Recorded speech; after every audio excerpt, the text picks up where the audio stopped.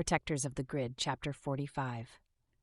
When Tara burst into the lab, she caught Charlie, Will, and Ben doing a jubilant high-five in the midst of whoops and happy dancing. The banging of the door as it slammed against the wall went not unnoticed, but ignored for another couple of minutes. Tara stood with hands on hips watching. I take it this means there is no more missing link? We got it! We got it! We got it! We got it! The chant continued until they all stopped, gasping for breath. Charlie grabbed Tara's hands and pulled her into a ring around the Rosie.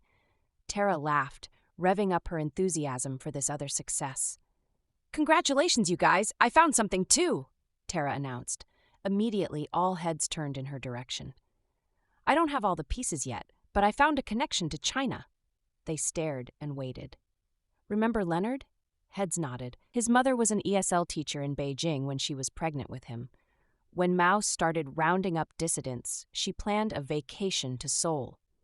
She went into labor 6 weeks early, couldn't get into a Korean hospital, ended up having the baby in a barracks tended by MASH personnel on leave. But get this, she wasn't allowed to go back to Beijing and apparently has ever since been trying to find the little girl she left behind there. How awful, Charlie whispered. What about the father? Don't know yet. Don't know if the two kids had the same dad. Leonard's dad had to be Anglo, judging from his looks, but we don't know about his sister. But we may find out pretty quick. Why do you say that? Will wondered. Because Leonard was contacted through the South Korean consulate by a woman in the U.S. looking for lost family. A woman with a Chinese name, Ling Li. In the U.S.? Where? Ben wanted to know. San Francisco. Really? Ben sat up like a hound that had caught a scent. And Leonard has not been back to work since we caught him Sunday night. Uh-oh, Ben commented.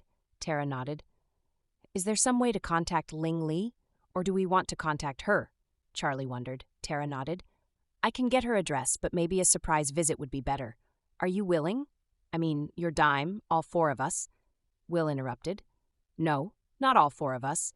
Better just you and me, Tara. We can act like cops if necessary, even though we have no real jurisdiction. Though we can get it if we need it. But let's try a friendly visit first. Ben, you good with that? Ben nodded. Yes, because I need to be getting ready for the investors' meeting that we've called for next week. And Charlie needs to help me, because we're going to do another demonstration, this time with the adjustments that we know will take it mass live. Charlie, Ben turned toward her. We also need to refine the timeline for going mass live and be sure we can stick to it. He turned to Tara and Will. Just so you know, as a safeguard, we are also creating a protocol for intention, kind of the energetic equivalent of an extremely complicated password. It will probably evolve as we get more experience with the grid, but it will do for now. Good to know, Ben, Tara commented. Will clapped Ben on the back. Way to go, Chief. Don't call me that, Will. I haven't earned that title. Ben lifted his chin. But I'm on my way to doing it now. As you wish, brother, Will responded. Ben grinned. That one I'll take, and gladly. Now you guys get the next flight to SFO, and of course it's on my dime. Have Patty book the flights and bill it to Randy. Tara and Will still sat at their sidewalk table in North Beach, San Francisco, even after the fog rolled in. Tara hugged her wool stole more tightly around her and drained the last drops of Merlot from her glass. Another glass of wine? Will asked. Tara considered.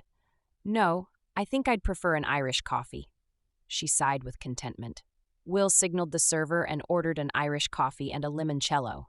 That was excellent carbonara, but next time I'm getting the lasagna. I saw how you scarfed yours up. She glanced at Will, whose attention was elsewhere. Hello, Earth to Will. She snapped her fingers in front of his nose. Sorry, I was just thinking about Leonard and Ling Li. What were you thinking? That this is getting more confusing all the time. I feel strongly that there's something here, but I'm not sure we're even asking the right questions at this point. How do you want to approach Ling Li? We don't want to go straight to adversarial if we don't have to. I've been thinking about exactly that. What if we just tell her the truth, more or less? What is the truth, more or less?